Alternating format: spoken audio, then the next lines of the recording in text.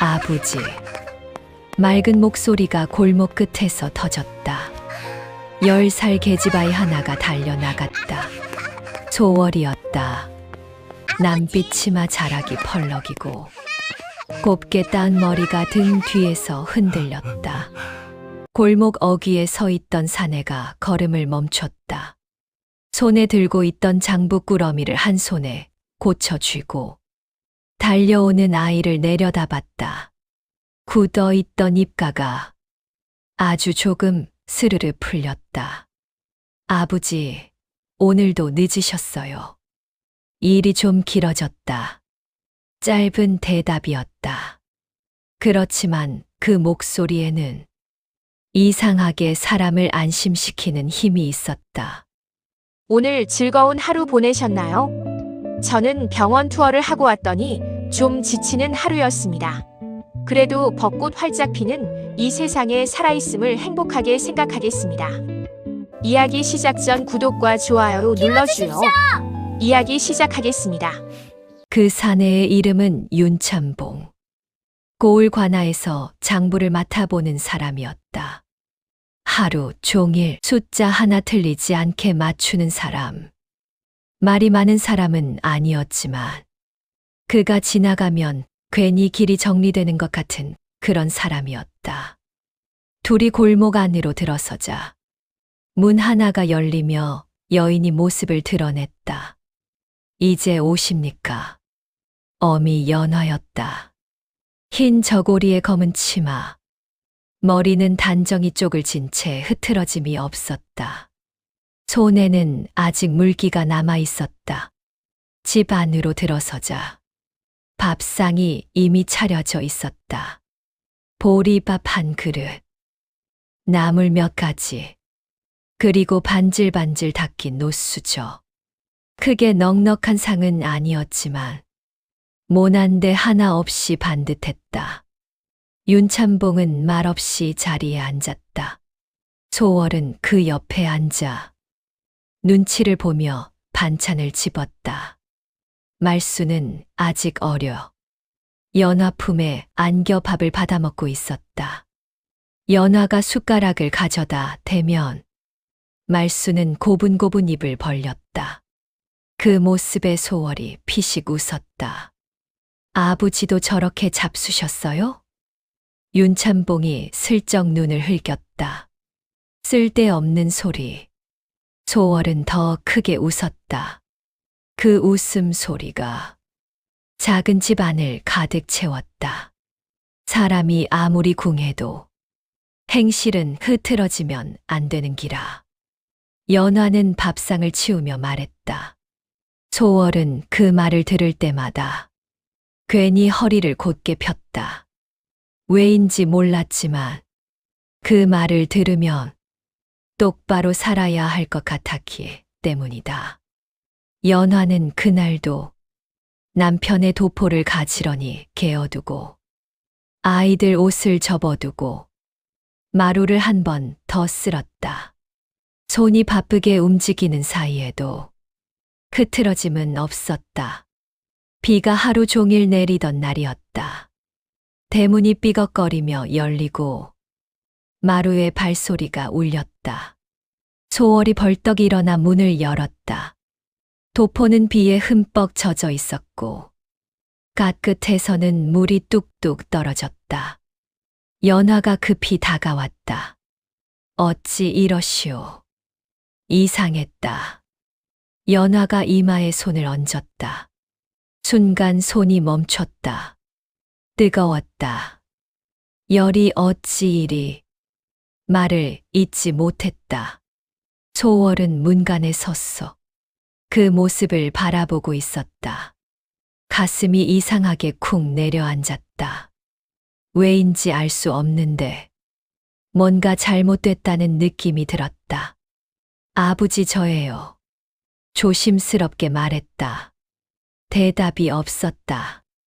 그날 밤 윤참봉은 열에 시달렸다.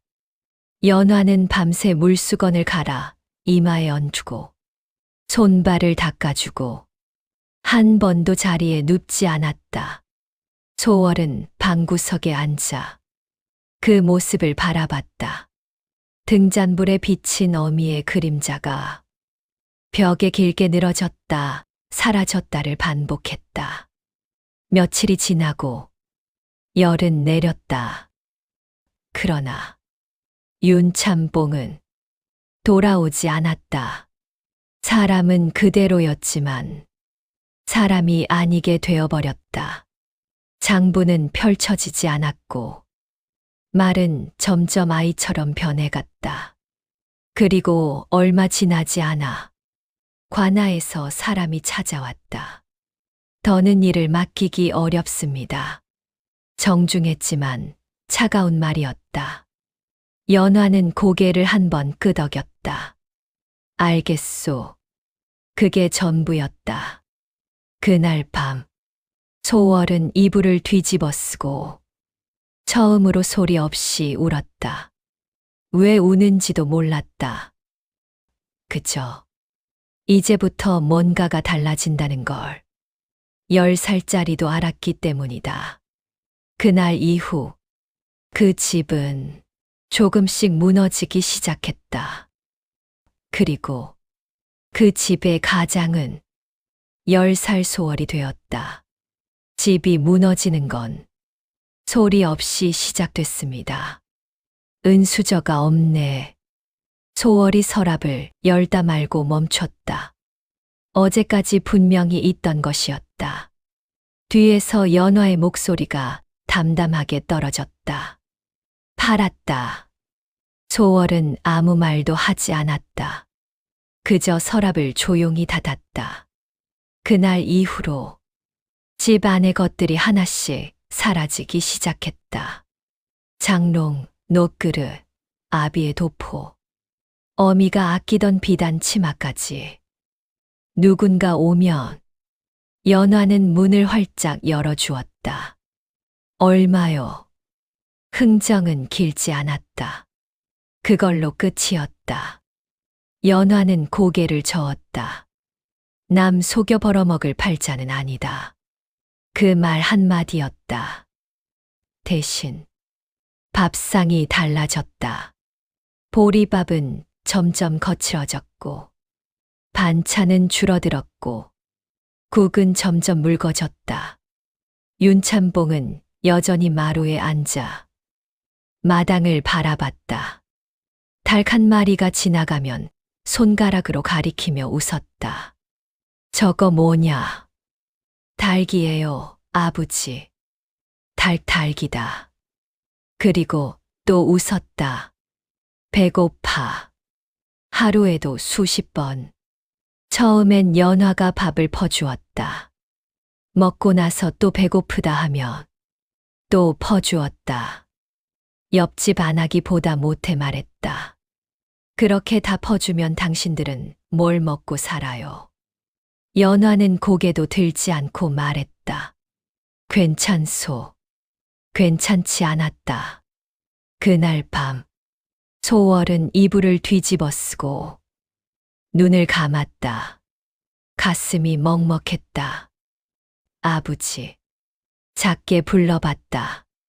며칠 뒤였다. 연화가 밤늦게까지 짐을 쌌다. 새벽이었다.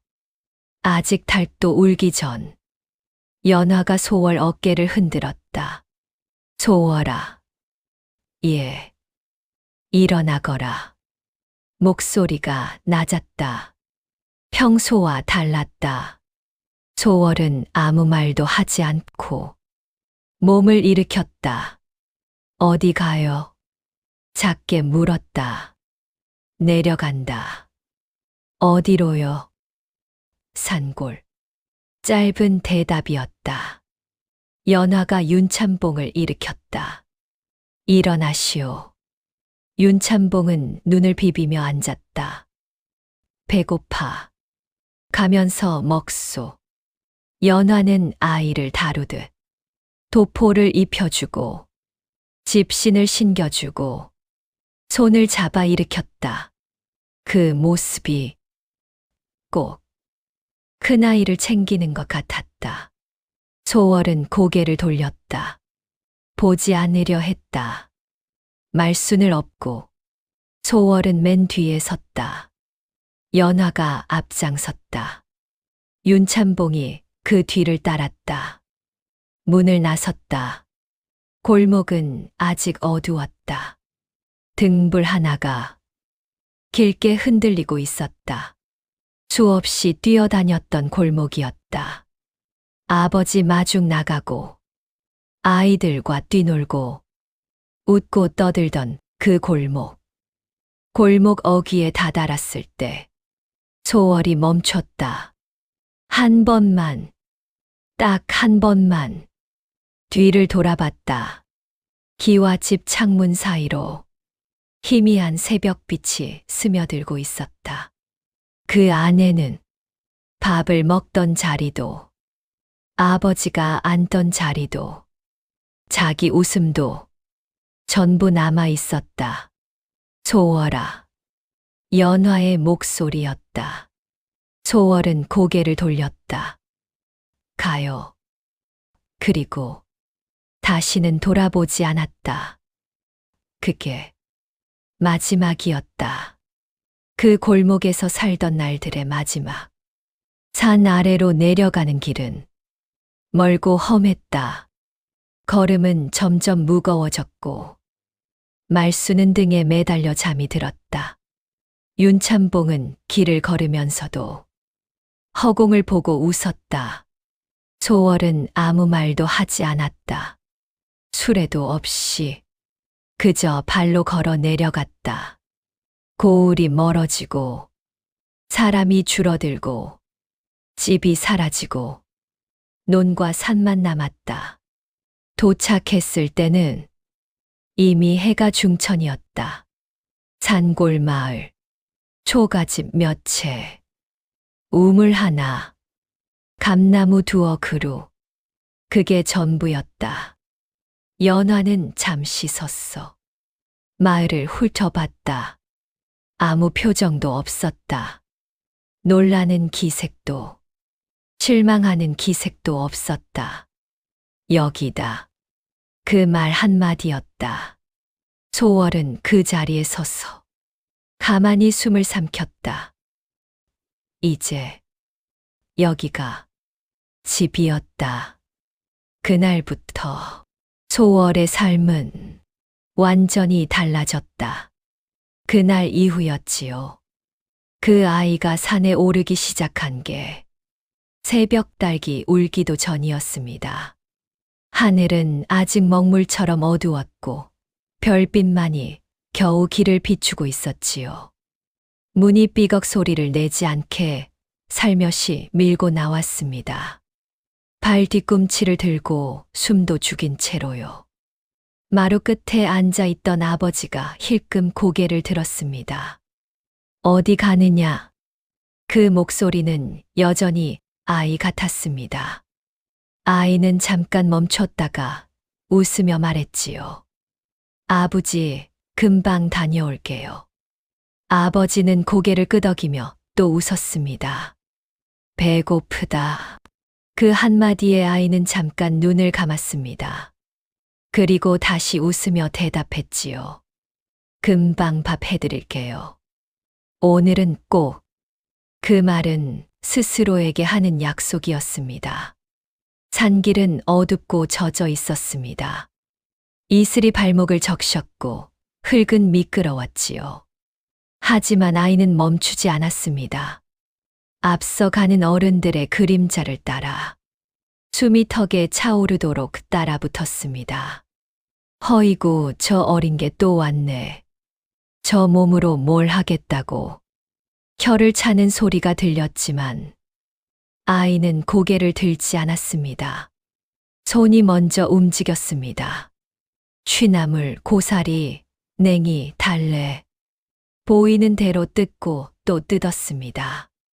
이슬에 젖은 손이 고바들어도 멈추지 않았습니다. 머릿속에는 오직 하나였습니다. 오늘은 쌀을 사야 한다. 그 생각 하나로 손이 점점 더 빨라졌습니다. 해가 중천에 떴을 때 아이의 보따리는 이미 몸집만큼 커져 있었습니다. 어른들이 혀를 내둘렀습니다. 야, 저거 사람 잡겠다. 어찌 저걸 지고 내려가려고. 아이는 아무 말도 하지 않았습니다. 그저 조용히 보따리를 머리에 올렸습니다.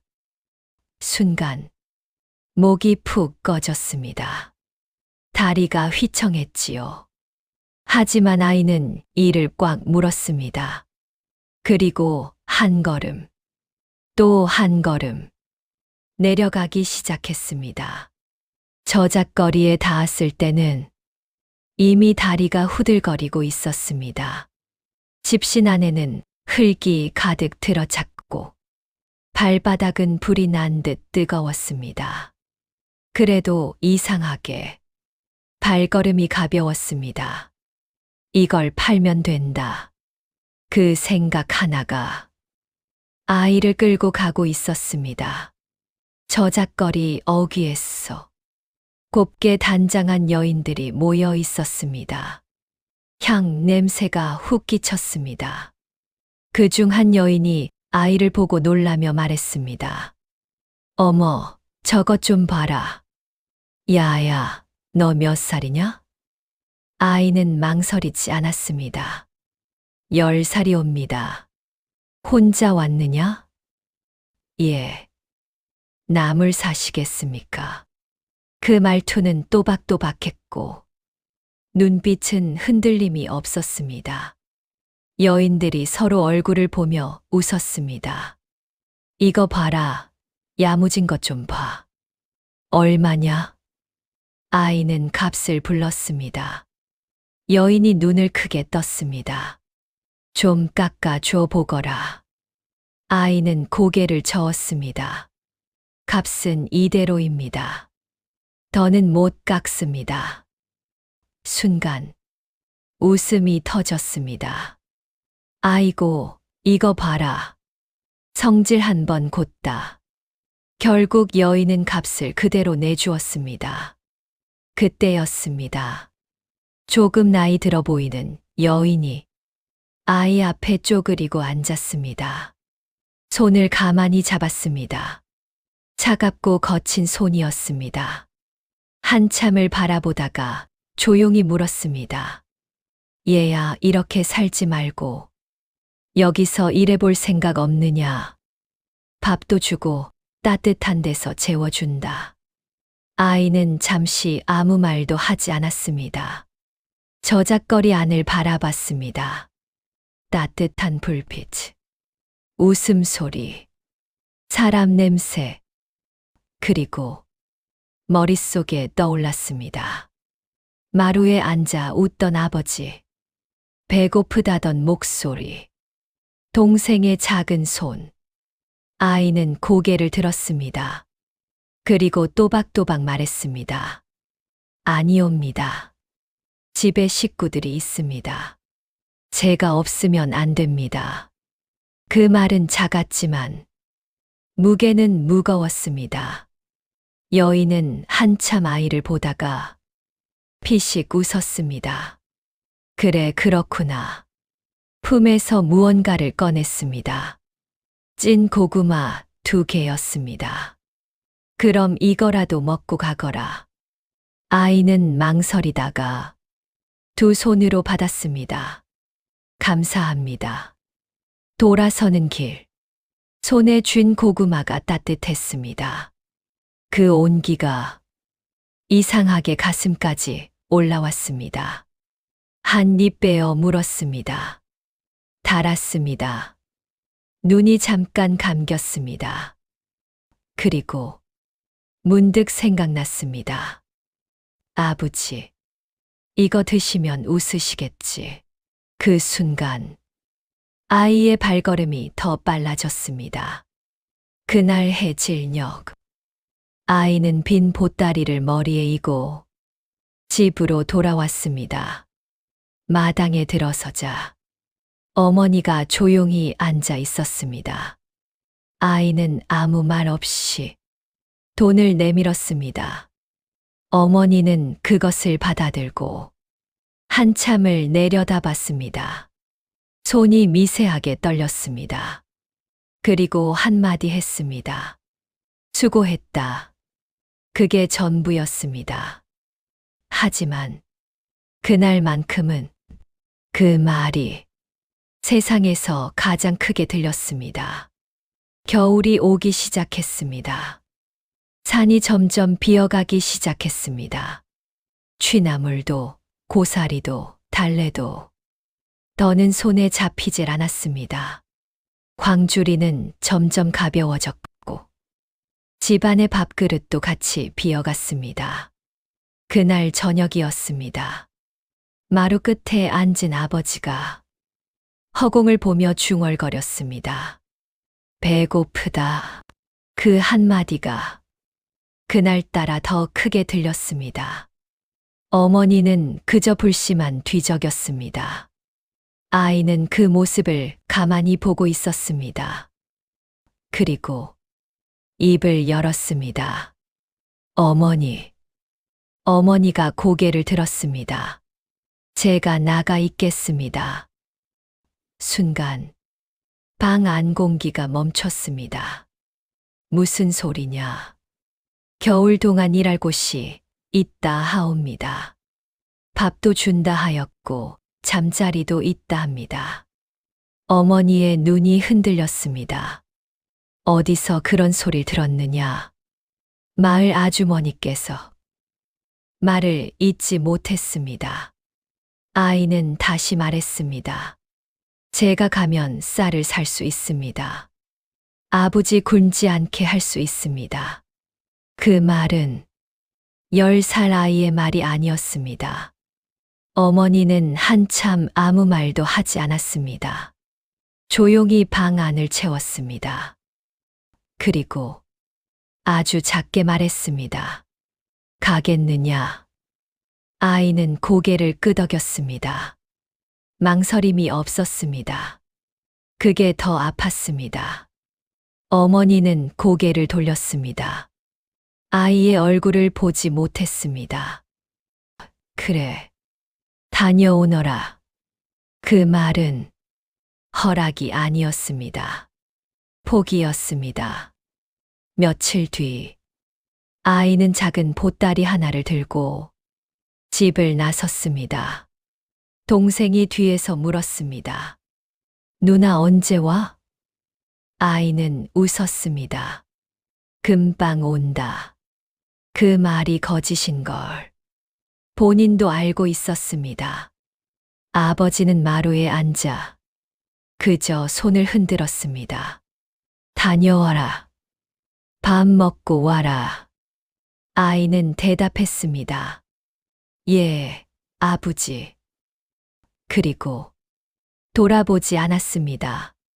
돌아보면 못 갈 것 같아서. 그 집은 컸습니다. 담장도 높았고 마당도 넓었습니다. 처음에는 괜찮아 보였습니다. 여기가 그 집이다. 소개해준 아주머니가 말했습니다. 문이 열렸습니다. 안으로 들어가는 순간 아이는 알았습니다. 아, 이게 아니구나. 사람이 너무 많았습니다. 시어른 둘, 노인 하나, 아이 셋, 갓난아기 하나. 그리고 끝이 없는 일거리.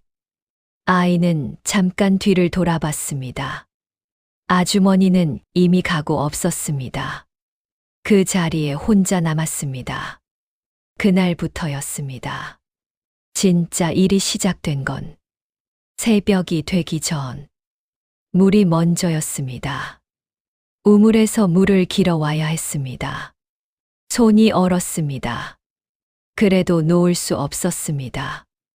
아궁이에 불을 지폈습니다. 연기가 눈을 찔렀습니다. 눈물이 났지만 울어서가 아니었습니다. 밥을 지었습니다. 상을 차렸습니다. 또 차렸습니다. 또 끝이 없었습니다. 갓난아기가 울었습니다. 포대기에 업었습니다. 등이 축축해졌습니다. 그래도 내려놓을 수 없었습니다. 안 주인의 목소리가 들렸습니다. 거기 물 아직 멀었느냐? 예, 갑니다요. 숨이 찼습니다. 다리가 후들거렸습니다. 그래도 멈추면 안 됐습니다. 밤이 되었습니다. 겨우 이불 하나 펼 수 있는 공간. 찬바람이 스며들었습니다. 아이는 등을 말고 누웠습니다. 눈을 감았습니다. 그리고 집이 떠올랐습니다. 아버지, 동생, 어머니, 마루, 밥 냄새. 눈을 꼭 감았습니다. 울면 안 된다고 생각했습니다. 근데 눈물이 먼저 나왔습니다. 소리 없이, 조용히, 그렇게 울었습니다. 며칠이 지났습니다. 손이 갈라지기 시작했습니다. 물이 닿을 때마다 따끔거렸습니다. 그래도 그 손으로 계속 빨았습니다. 기저귀를 차가운 물에, 얼음 같은 물에 손을 담그는 순간 숨이 멎는 것 같았습니다. 하지만 멈출 수 없었습니다. 그날이었습니다. 아이가 문득 자기 손을 내려다봤습니다. 붉게 부어오르고 갈라진 손. 그걸 보다가 갑자기 생각이 났습니다. 어머니 손, 그 손도 이랬겠구나. 그 생각이 드는 순간 눈앞이 흐려졌습니다. 울음이 올라왔습니다. 아이는 이를 꽉 물었습니다. 그리고 고개를 들었습니다. 울지 마라. 혼잣말이었습니다. 울어도 달라지는 것 없다. 그건 누가 가르쳐 준 말이 아니었습니다. 그냥 살면서 알게 된 말이었습니다. 그날 밤, 아이는 처음으로 글을 썼습니다. 작은 등불 아래에서 삐뚤삐뚤한 글씨로 어머니, 저는 잘 있습니다. 손이 떨렸습니다. 밥도 잘 먹고 있습니다. 거짓이었습니다. 따뜻한 곳에서 잡니다. 거짓이었습니다. 걱정하지 마십시오. 그 문장을 쓰다가 붓이 멈췄습니다. 눈물이 종이에 떨어졌습니다. 아이는 급히 손등으로 닦았습니다. 번졌습니다. 그래도 다시 썼습니다. 봄이 되면 돌아가겠습니다. 돈 많이 모아 가겠습니다. 마지막 줄. 어머니 걱정 마십시오. 그걸 쓰고 나서 아이는 한참을 움직이지 못했습니다. 편지를 접었습니다. 가슴에 꼭 쥐었습니다. 그리고 작게 말했습니다. 조금만 기다리세요. 제가 꼭 말을 끝내지 못했습니다. 목이 막혔습니다. 그날 밤, 아이는 다시 울었습니다. 하지만 소리는 내지 않았습니다. 누가 들을까 봐가 아니라, 이제는 울어도 되는 시간조차 아깝다는 걸 알아버렸기 때문이었습니다. 그 겨울이 깊어질 무렵이었습니다. 눈이 내렸습니다. 처음엔 소리 없이, 나중엔 세상을 덮을 듯 쏟아졌습니다. 마당도, 지붕도, 길도 모두 하얗게 잠겼습니다. 그 하얀 세상 속에서 아이는 물가에 앉아 있었습니다. 얼음이 살얼음처럼 떠 있었습니다. 손을 넣자마자 숨이 턱 막혔습니다. 하지만 그 손을 빼지 않았습니다. 기저귀를 빨았습니다. 비비고 짜고 또 헹구고 손이 빨갛게 부어올랐습니다. 감각이 점점 사라졌습니다. 그래도 멈추지 않았습니다.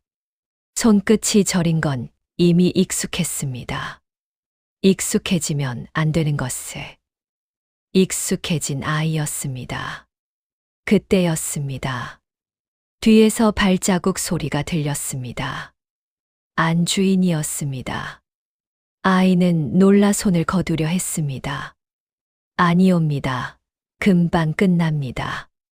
그러나 안주인은 가까이 다가왔습니다.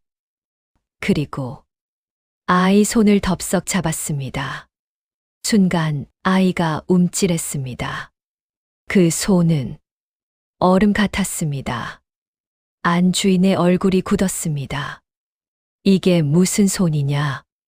갈라지고 부어오르고 터진 손. 아이의 손이 아니라 일하는 어른의 손이었습니다. 아니, 어른도 감당하기 어려운 손이었습니다. 한참을 말이 없었습니다. 그저 그 손만 바라보고 있었습니다. 그날 저녁이었습니다. 밥상이 차려졌습니다. 늘 같으면 아이 몫은 맨 끝이었는데 그날은 달랐습니다. 안주인이 아이를 불렀습니다. 이리 와 앉거라. 아이는 멈칫했습니다. 아니옵니다. 저는 앉으라면 앉거라. 그 말은 조용했지만 단단했습니다. 아이는 조심스럽게 앉았습니다. 그리고 처음으로 따뜻한 밥이 먼저 놓였습니다. 국이 김을 내며 올라왔습니다. 반찬이 몇 가지 더 얹혔습니다. 아이는 한참을 바라보다가 숟가락을 들었습니다. 손이 떨렸습니다. 따뜻한 밥이었습니다. 그냥 따뜻한 게 아니었습니다. 오랜만에 누군가 챙겨준 밥이었습니다. 많이 먹어라. 그 한마디에 아이는 결국 고개를 숙였습니다. 눈물이 떨어질까봐, 밥 위로 떨어질까봐 참으려 했습니다. 근데 참을 수 없었습니다. 눈물이 뚝 떨어졌습니다. 아이는 급히 고개를 돌렸습니다. 죄송합니다. 안주인은 아무 말도 하지 않았습니다. 그저 다시 한마디 했습니다. 많이 먹어라. 그 말이 그날 아이를 무너뜨렸습니다. 세상이 흔들려도 울지 않던 아이가 따뜻한 밥 한 그릇에 무너졌습니다. 그게 얼마나 오래 버텨왔던 아이인지를 말해주는 것 같았습니다. 그날 이후였습니다. 조금씩 달라지기 시작한 건 안주인은 아이를 눈여겨보기 시작했습니다.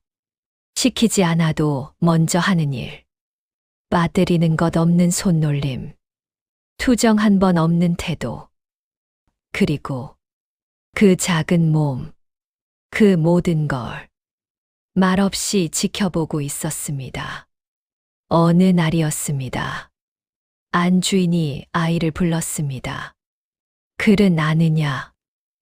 조금 배우다 말았습니다. 배워볼 생각은 있느냐? 순간 아이는 말을 잇지 못했습니다. 그건 멀리 있는 것이었습니다. 자기와는 상관없는 것. 그렇게 생각해왔던 것이었습니다. 밤에 일 끝나고 내가 가르쳐 주마. 그 말은 뜻밖이었습니다. 아이는 눈을 크게 떴습니다. 손이 떨렸습니다. 지우고 또 쓰고 삐뚤빼뚤한 글씨. 그래도 입가에 웃음이 번졌습니다. 그날만큼은 힘든 것도 추운 것도 잊었습니다. 등불 아래 웅크린 그 아이의 얼굴이 그날 밤만큼은 그냥 10살 아이의 얼굴이었습니다. 시간이 흘렀습니다. 겨울이 끝나가고 있었습니다. 눈이 녹고 흙이 다시 드러나고 바람이 조금씩 풀렸습니다. 그리고 아이의 마음도 흔들리기 시작했습니다. 여기 있으면 따뜻했습니다. 밥도 먹을 수 있었습니다. 글도 배울 수 있었습니다. 힘들긴 했지만 살 수는 있었습니다. 하지만 집이 떠올랐습니다. 아버지, 동생, 어머니, 그 얼굴들이 하루에도 몇 번씩 떠올랐습니다. 잠들기 전에도, 물을 기를 때에도, 밥을 짓는 연기 속에서도 지워지지 않는 얼굴들이었습니다. 어느 날 밤이었습니다. 아이는 안주인 앞에 앉았습니다. 말씀드릴 것이 있습니다. 안주인이 고개를 들었습니다. 아이는 고개를 숙였습니다. 저 봄이 되면 말이 떨렸습니다. 집으로 돌아가고자 합니다. 안주인은 아무 말도 하지 않았습니다. 그저 조용히 아이를 바라봤습니다. 그리고 물었습니다. 왜냐? 아이는 고개를 더 숙였습니다. 제가 있어야 할 곳이 거기이기 때문입니다. 아버지와 동생들이 저를 기다리고 있습니다. 목소리가 작았습니다. 하지만 흔들리지 않았습니다. 한참 뒤 안주인이 입을 열었습니다.